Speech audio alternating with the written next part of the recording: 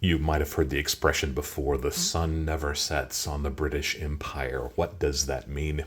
It probably has a lot to do with politics and slogans at the time, but really, the country of the United Kingdom, England, Great Britain, had colonies all the way around the world, from Europe to Africa to the Indian subcontinent and islands in the ocean, and even North America.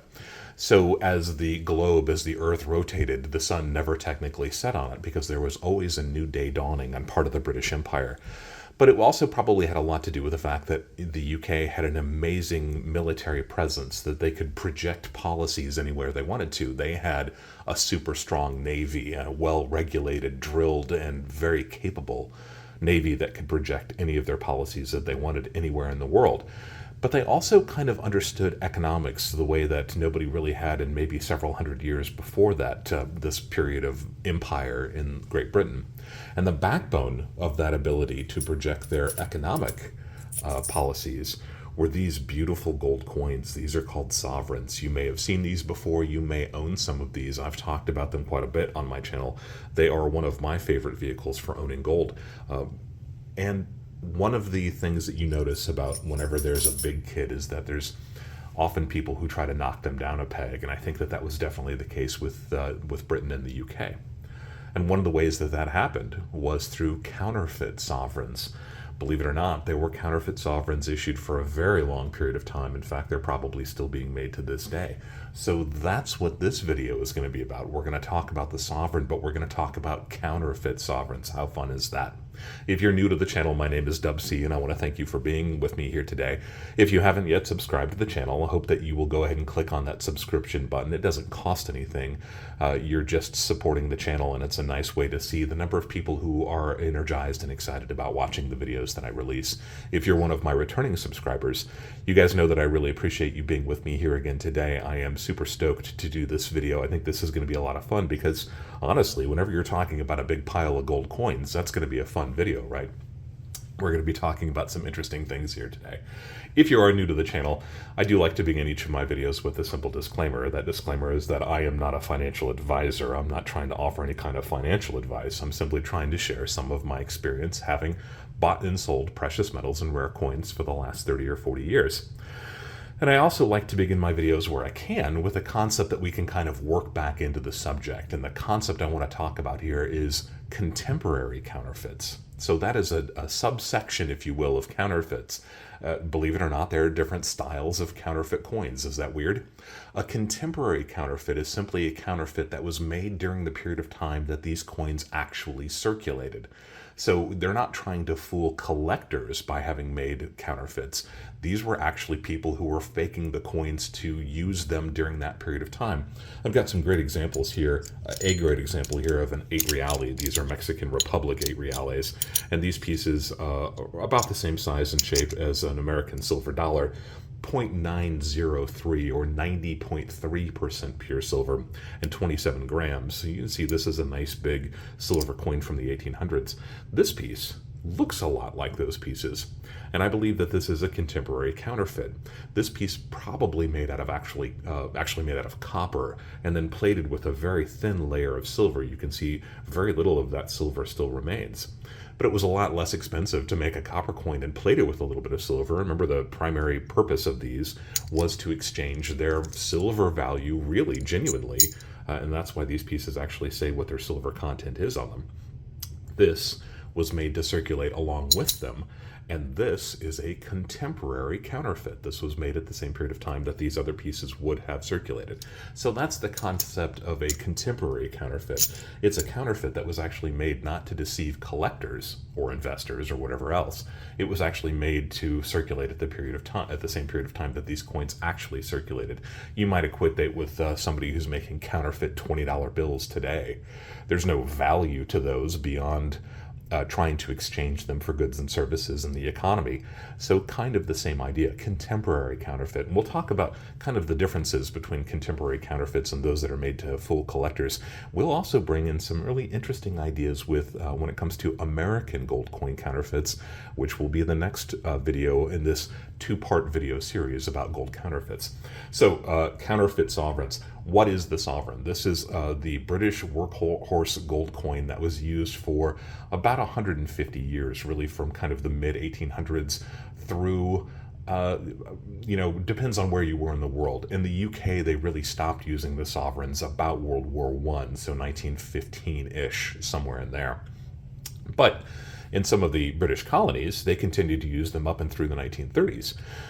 And globally, the sovereign, because the UK was one of the most powerful countries in the world, these were coins that other countries in the world liked quite a bit. This was something that was known, it was trusted, and in other countries where they used gold coins, and I'm thinking primarily about places in the Middle East, places like Saudi Arabia in particular, really wanted to transact their business with the gold sovereign. So these continued to be something that was actually used in commerce well after the point that America was issued Executive Order 6102, right? That was the FDR presidential decree that essentially banned gold ownership by American citizens. The rest of the world also was moving in that direction, moving away from gold as a currency, but in certain places of the world, it was still a very important commodity. It was still important for exchange and trade, and that's what people wanted to transact business in, was gold.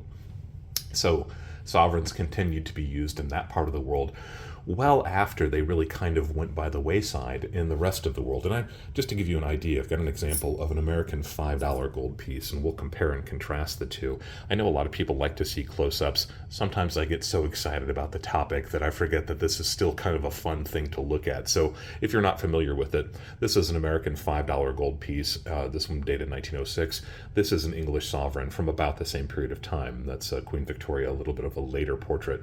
The $5 gold piece, 0.242 of a troy ounce in actual gold weight. The American piece was actually made out of 90% pure gold, so this is 0.242. That is really close to 0.25, right, which would be a quarter of an ounce. So this is really, really close to a quarter of an ounce of pure gold. The sovereign was actually made out of 91.7%, and I shouldn't say was made. They still make the sovereigns to this day. So this piece was 91.7% pure gold. That's 22 karat gold. So a little bit higher purity than the American gold coin. The actual gold weight, 0.2355. So a little bit higher purity, a little bit lighter weight, but the end result is a coin that's really quite close in size and dimension to an American $5 gold piece. That's why I like to compare these two. And if you've seen the Gold Rookie's First Purchase video series, you know that I suggest both of these as an interesting option for people who are trying to build their gold stack. So they've got kind of established the size, the weight, the purity of these pieces right about a quarter of an ounce of pure gold. So these were used all over the world. They are still popular for stackers to this day, and clearly I'm a big fan of them. You can see I've got a nice pile of them here. So the problem with when you have a currency like this, that is almost kind of a global currency, right? People all over the world are using sovereigns, is that you've got people who are going to try to counterfeit them. And the further away from the authorities, it seems likely that there were probably greater attempts to make counterfeits. Now, it was against the law, obviously, in the UK to counterfeit any kind of currency. This is one of the countries that had, capital punishment if you tried to counterfeit something. But one of the interesting things about the sovereign is that the design is really, really crisply struck. And I've talked about this to a large extent, and I'll just go over a little bit of the details here. These tiny little bumps you see along the edges, those are called denticles.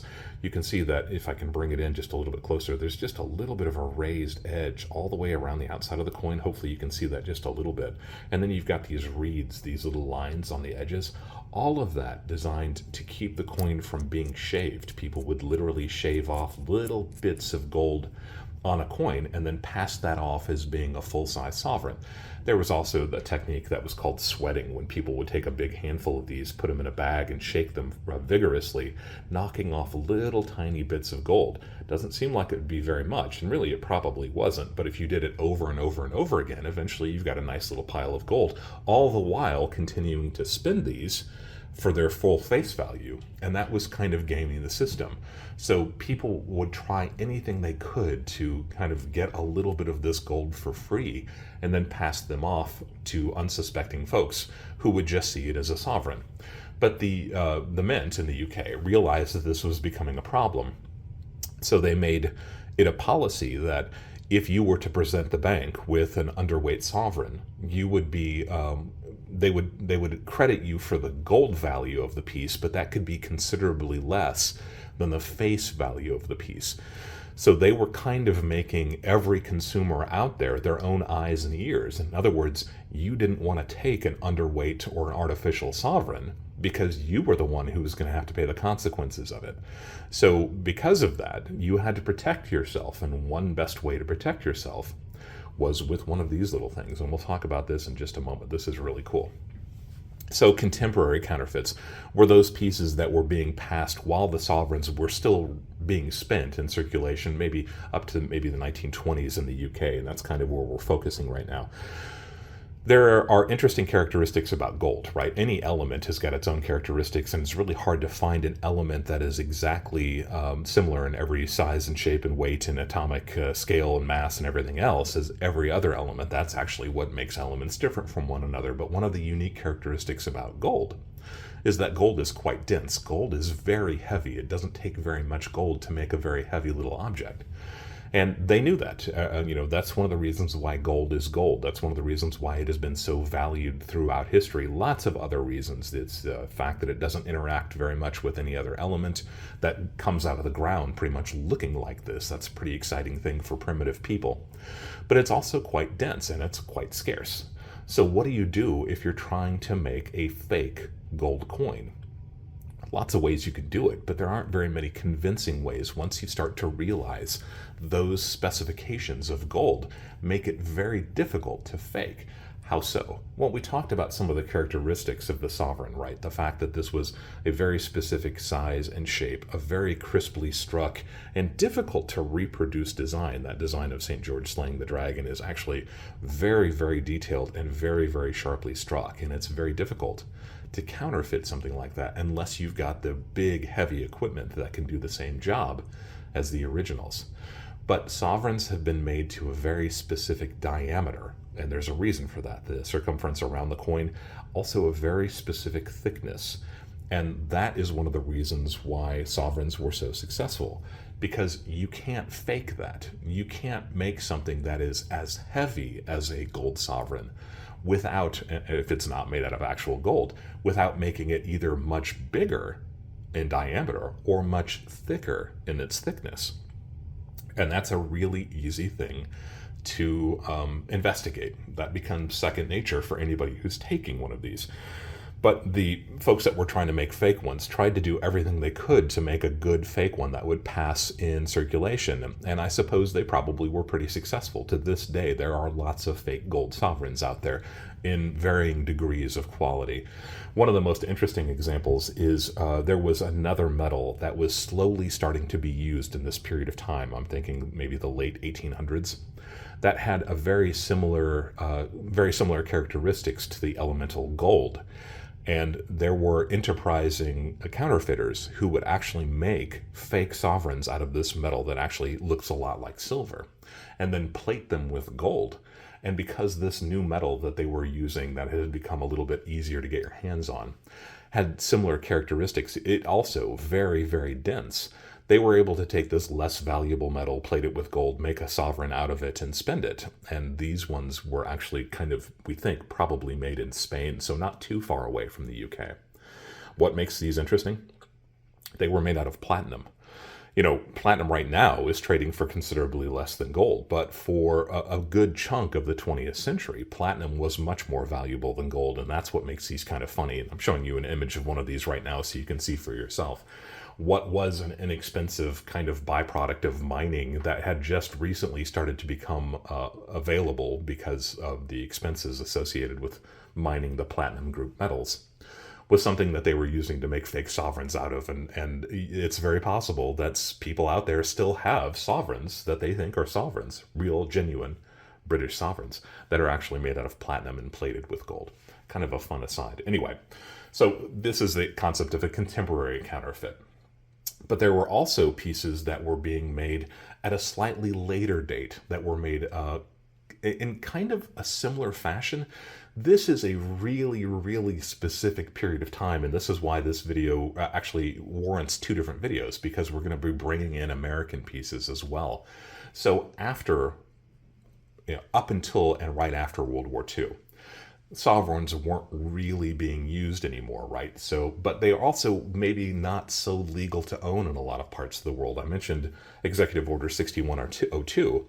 In the United States in 1933, American citizens were banned from owning gold bullion and gold certificates. Now, we could still own certain types of gold, and I've talked about that to an extent. On this channel, we, American citizens, could still own up to $100 face value in gold, and I make a point of saying, each $20 gold piece, American $20 gold piece, is right about an ounce of gold. So the average American could still own 5 $20 gold pieces. That's a pretty substantial amount of gold. You could own collectible coins as well, so not just the ones that were circulating in 1933 and before. And you could own gold jewelry and gold works of art or whatever else. As long as it wasn't technically bullion, you were still really entitled to own it. And the main thing was to pull the gold certificates out of circulation.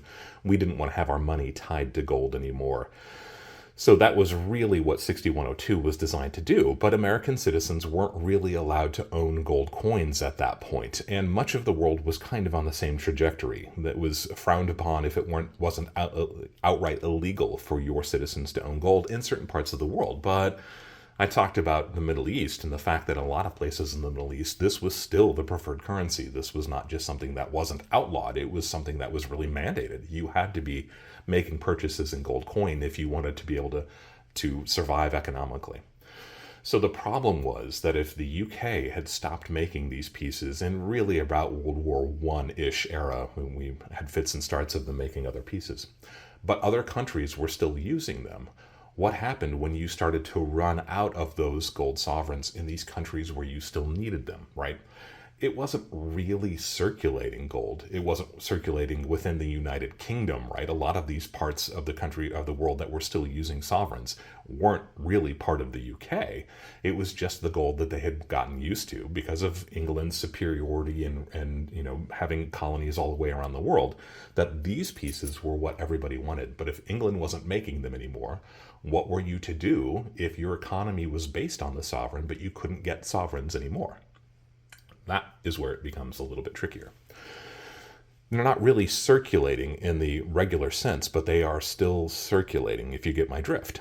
So what do you do if in Saudi Arabia or Jordan or Egypt or another part of the Middle East where you need these sovereigns to conduct business, but you can't get your hands on them? Now, you've got gold, right?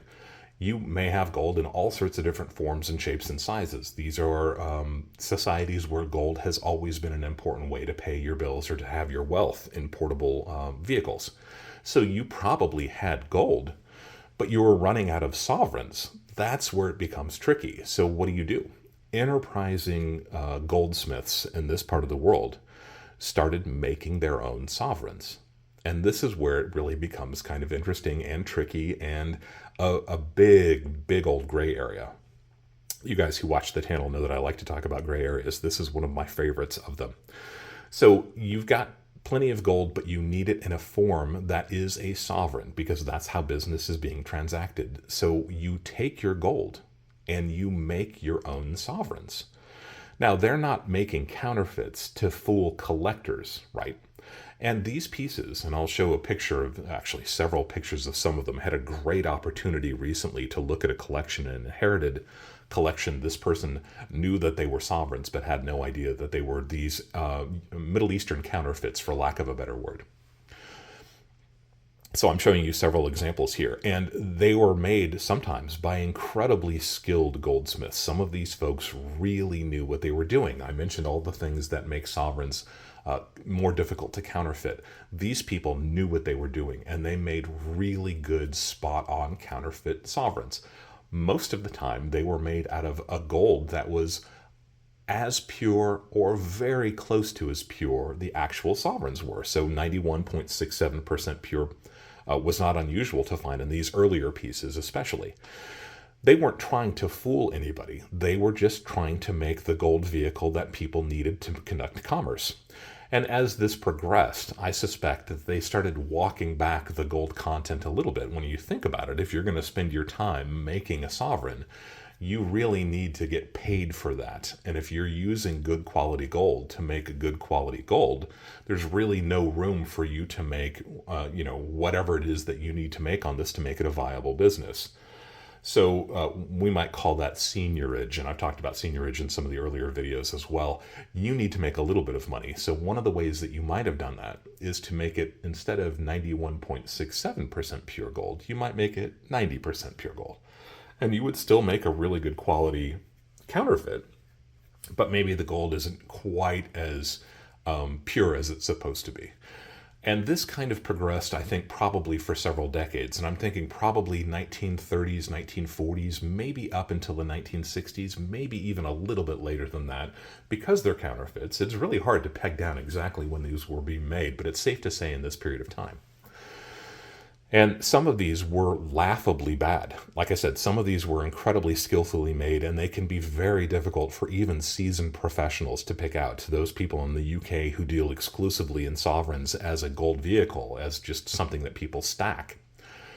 These can be very tricky to pick out. Now, some of them are much worse than others, and some of these are laughably bad. Some of these are almost caricatures of what these are supposed to look like. And there are lots of other tells for some of the poorly made pieces. The problem is you get a little bit of confirmation bias. You think you're good at picking out the ones that look ridiculous. But what does that mean for these pieces that are really good? That's where it becomes tricky.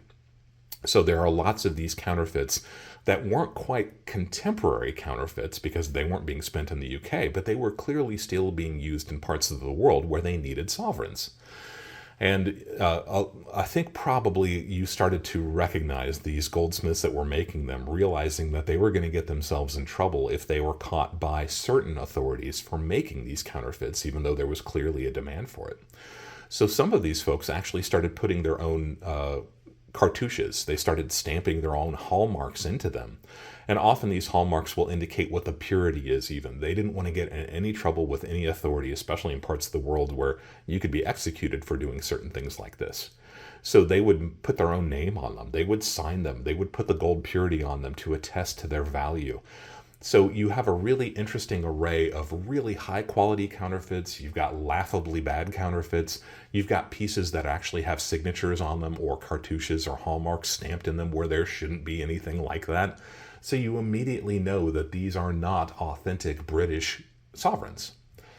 But the gold still may be good. In fact, most of the time, the gold is pretty high quality. So how do you call that a contemporary counterfeit? It gets to be a tricky area. And I'm going to backtrack a little bit here. We've talked about contemporary counterfeits, and then we've talked about kind of the next phase of counterfeits as they were being used in the Middle East after these pieces stopped being made by the British government. But this also is interesting for American collectors, because at this same period of time, Americans were not allowed to own gold bullion. But you also had a lot of Americans who were traveling overseas for the first time. Maybe after World War II, things were starting to calm down a little bit. You had a lot of people traveling to places like Egypt, looking at the pyramids and the Sphinx and all those kinds of tourist areas that hadn't had an opportunity to do it before World War II.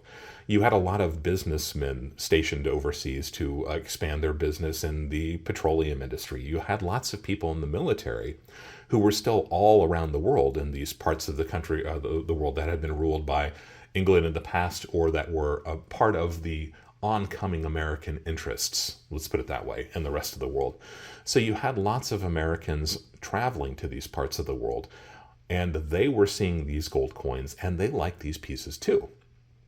And in America, they weren't allowed to own these gold pieces, or at least it was a gray area, right? If they had something that was a classic American gold coin, this was something that was still allowed to an extent. Like I said, Americans could own $100 in circulating gold coins. So enterprising goldsmiths in this part of the world started making fake American gold coins, and that will be part 2 of this video series. Got some fantastic examples. Definitely stay tuned for that. So let's backtrack a little bit. Let's talk about what you did in the UK if you knew that you were a shop owner or somebody who was in business, a banker, who encountered gold sovereigns a lot. Now, not everybody was spending a sovereign. This was a lot of money, right? This is the equivalent to an American $5 gold piece. These weren't things that just your typical, person on the street would spend on a regular basis. They were buying food, they were buying groceries, they were buying clothing. This was still a fairly large amount of money, but that's exactly why you didn't want to get caught with that bad penny, if I can borrow that expression, when we're dealing with gold. So what did you do? You had, if you were fortunate, and everybody in the UK had one of these at one point in time, you had something like this T.G. Simmons improved sovereign balance. And it's a little bit difficult to read here on this package. One of the reasons why I like this so much. To weigh and gauge sovereigns and half sovereigns, being so exact that no counterfeit can possibly go through the gauge of sufficient weight to turn the balance. What does that mean? Well, I talked earlier about the fact that gold had such a particular heavy, dense quality that if you were to try to make a fake gold coin out of pretty much any other metal, with a few exceptions, you would have to either make it considerably larger in diameter or considerably thicker to weigh the same as a gold sovereign. So you could have a scale, right? If you had just a regular balance scale, you could put a good quality sovereign, one that you knew that was real in it, and a fake sovereign in it. And as long as the weight was the same, you would be fooled. That wouldn't do you any good. And if you were astute enough, you could probably pick a couple of these up and kind of compare them. But that's not going to be so exact that you are going to risk losing lots of money. Remember, I said that the mint in the UK and the banks in the UK wouldn't take sovereigns at their face value if they were underweight. So you definitely didn't want something that was underweight either. So you got something like this gold scale, and we'll take a look at it here. I'm going to try to keep these pieces separate, and you'll see why here in just a moment. This is neat. This probably dates from sometime in the latter half of the 19th century, so maybe 1875, 1880, something like that.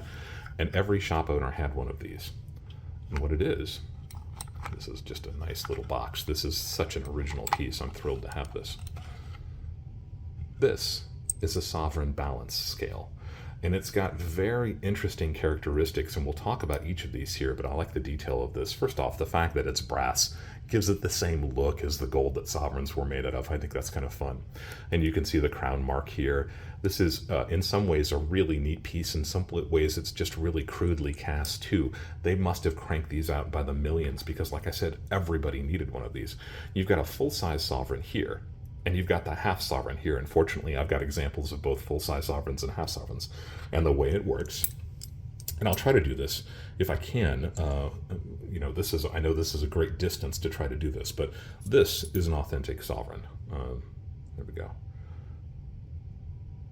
And this is a George V sovereign, so this is dated, what have we got here, 1915, towards the end of the time that sovereigns were being made. And like I said, the instructions on this, or the characteristics of this scale, is that no counterfeit can possibly go through the gauge. What part is the gauge? You see that little break in the metal here? This is the gauge. You're actually gauging the thickness of the sovereign. So you can't put a sovereign through this slot, and I'll show it in just a moment here a little bit closer. You can see how the sovereign slips down into that gauge. We'll see if you can get it close up here. It just fits down into the slot. And that's verifying that this is not too thick to be a sovereign. Remember, I said one of the ways that you could make a convincing fake was to make it too thick. So now it has to go through that slot. And if it can't go through that slot, then it's too thick. You automatically know that this piece is a counterfeit. Well, how about the diameter? Well, that's why each of these has a kind of a little bit of a raised tray to it here. And you can see the coin fits down inside of this little raised tray, and it doesn't stick out above the tray. Do you see that? So now you know the diameter of the piece is at least accurate, and the thickness of the piece is at least accurate. But what you don't know is if it will actually turn the scale, and that's what they mean by having this heavy chunk of brass here on the side. If this coin can go through the gauge and fit within the little tray here without hanging over, and it can still move the scale, then this is an authentic sovereign. So let's give it a try here. How's that? Pretty cool, huh? It's such a simple idea, such a simple technology. Now, you may have seen pieces like this before. There's a company called Fish who makes pieces that work on a very similar principle to this. And these were popular in the 1990s, I think, 2000s. Since then, we have seen at least some pieces started to be made out of tungsten. Tungsten has very, very similar characteristics to gold. But, this isn't the kind of thing that you're going to often see out of tungsten as a traditional gold sovereign. So even though that there are still pieces that would turn the scales made by a company like Fish, and I'll show some pictures of the Fish scales here. Isn't that a clever name for it? A Fish scale.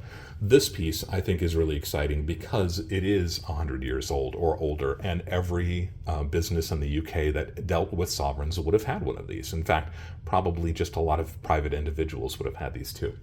It's such a simple concept, and we've got it balancing perfectly, and you can see that the coin passed through the gauge. It fits within the tray. This is an authentic sovereign. It still works fine to this day, and I think that's a really exciting thing.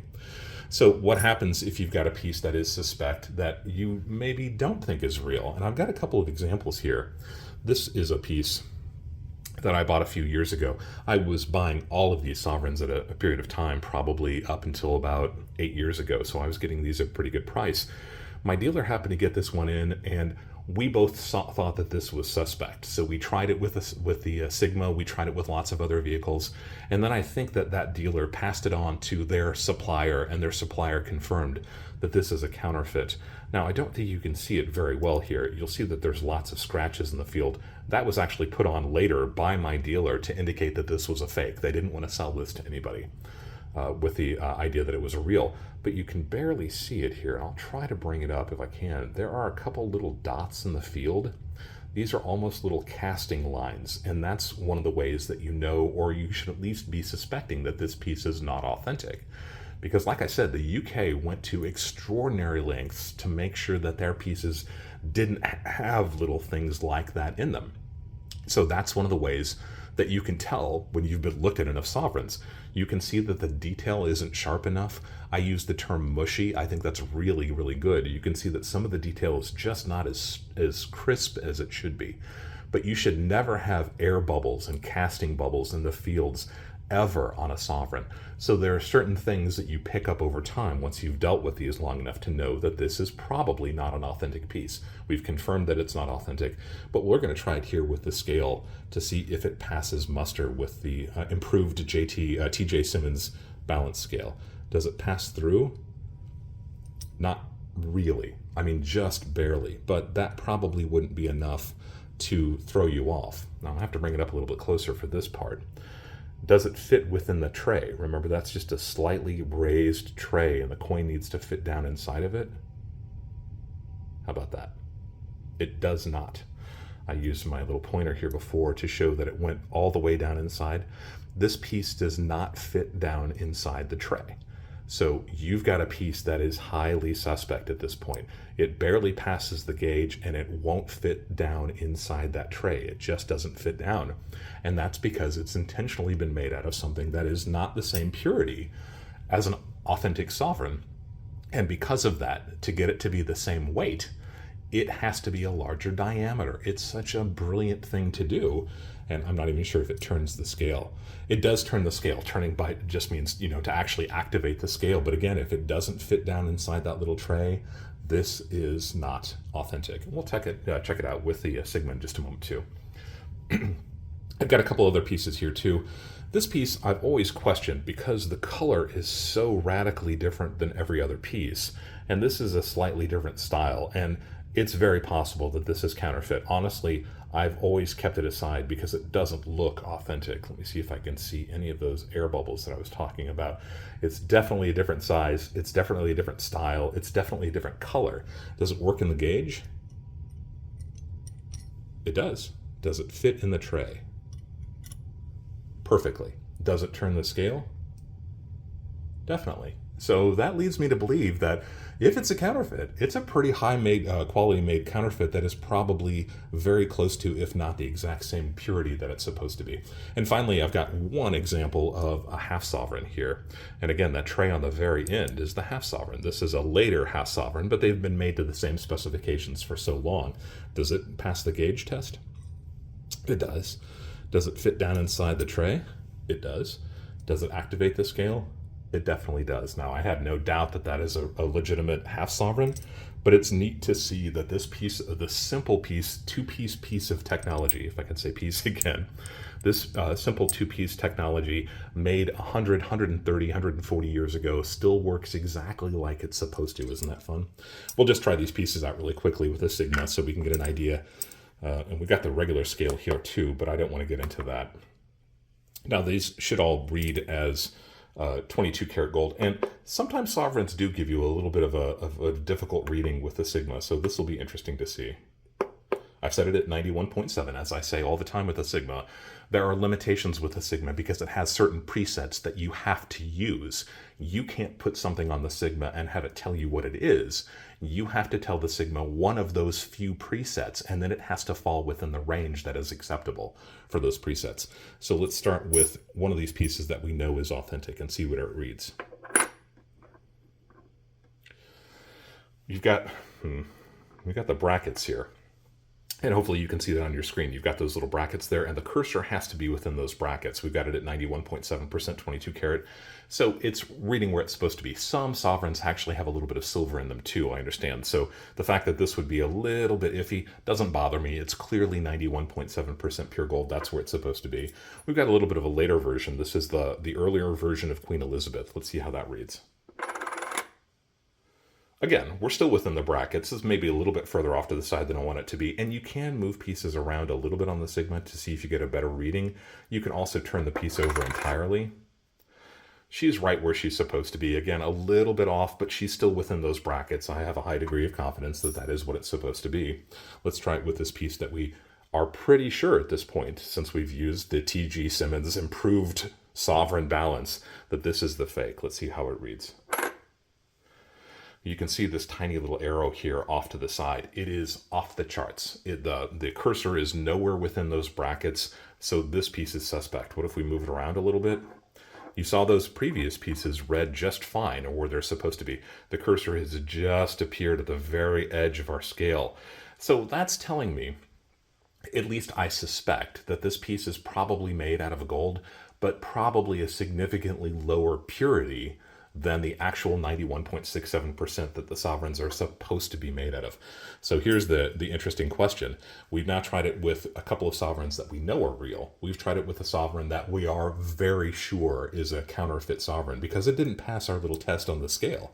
But how about this piece that is so suspect because of its coloration, right? And I'll show you what I mean by that. You can see that the traditional sovereigns have this kind of almost coppery red color versus the one here on the left that is just this brilliant yellow. You see the difference between those two? That's really what makes this one a little bit confusing. So this one that did pass the test with the 130-year-old scale. Let's see how it works on the Sigma. It's just outside of the brackets. Right, it's not quite as bad as the one that we knew was fake, but there's something that's off about this piece, and you guys who are sovereign dealers or sovereign collectors probably already know what it is. We can move it around and we get it into the brackets, but it really needs to be kind of centered there, and you can see it's not behaving quite the way it's supposed to. We turn it over, and again, it's just outside of the brackets, but we can probably make it get back into the brackets if we keep on playing with it. Something is off about that. It could be something as silly as the period of time that it was made. Maybe this is one of those pieces that has silver in it. I suspect there's something else going on here. What do you think? So a little bit of a deeper dive into the beautiful gold coins that are British sovereigns. I am a huge fan of these. I'm not saying by any stretch don't buy sovereigns. I love sovereigns. I think this is a fantastic way to own gold in a relatively small, compact amount, right? You're dealing with about 1/4 of an ounce, and with gold somewhere in that now $2,300, $2,400 price range, this is an affordable piece of gold for a lot of people. You're not dropping so much on just one of those one big troy ounce pieces. And for all the reasons that I always talk about divisibility and the smaller pieces of precious metals, regardless of what they are, that there are some benefits to having pieces that aren't full troy ounce or larger, whether it's silver, gold, platinum, or anything else. These are a really neat opportunity, a really neat option. They generally have a quite low of a premium. They are historically interesting. They are beautiful. You have to admit that that is a beautiful gold coin.